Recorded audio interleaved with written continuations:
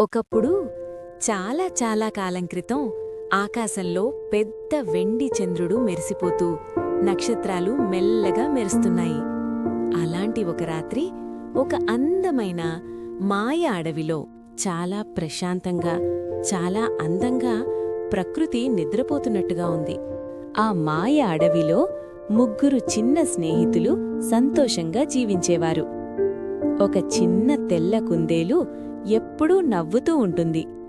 ఒక చలాకీ కోతి ఎప్పుడూ ఆటలతో బిజీగా ఉంటుంది. మరియు ఒక చిన్న పసుపు పక్షి మధురంగా పాటలు పాడుతుంది. వాళ్ళు ముగ్గురూ ప్రతిరోజూ కలిసి ఆడుకుంటూ చాలా ఆనందంగా ఉండేవారు. ఒకరోజు రాత్రి ఆకాశంలో మబ్బులు కమ్ముకున్నాయి. మెల్లగా మెల్లగా వర్షం మొదలైంది. చుక్క చుక్కగా తరువాత పెద్ద వర్షంగా మారింది. అడవంతా చీకటిగా మారింది. చెట్లు గాలికి ఊగిపోతున్నాయి. వర్షంలో నడుస్తూ ఆ చిన్న స్నేహితులు దారి తప్పిపోయారు. చుట్టూ చూశారు, కాని ఏమీ కనిపించలేదు. కుందేలు కొంచెం భయపడింది.